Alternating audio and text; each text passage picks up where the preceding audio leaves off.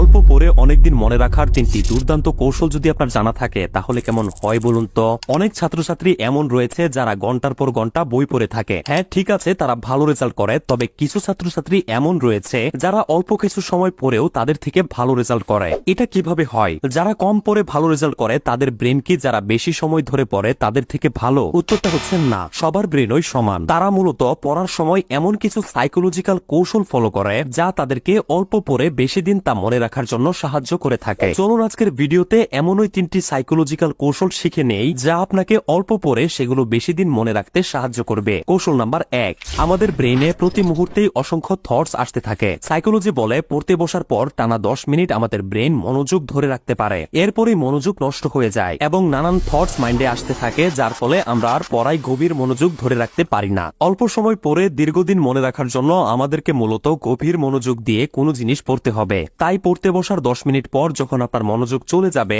নানান থটস আপনার ব্রেনে আসতে থাকবে, তখন শান্ত হয়ে বসুন, চোখ বন্ধ করুন, নাক দিয়ে 4 সেকেন্ড ধরে গভীর নিঃশ্বাস নিন এবং মুখ দিয়ে 6 সেকেন্ড পর্যন্ত নিঃশ্বাস ছাড়ুন। এভাবে 5 বার করুন এবং আবার পড়তে শুরু করুন। দেখবেন আপনি আগের থেকে বেশি মনোযোগ দিতে পারছেন। এটি একটি হেল্পফুল ইউনিক মেথড যা আপনার ব্রেনকে শান্ত করে, ব্রেনে আসা থটস গুলো দূর করে এবং পড়ালেখা বা কোনো কাজে ফোকাস করতে ম্যাজিকের মতো হেল্প করে।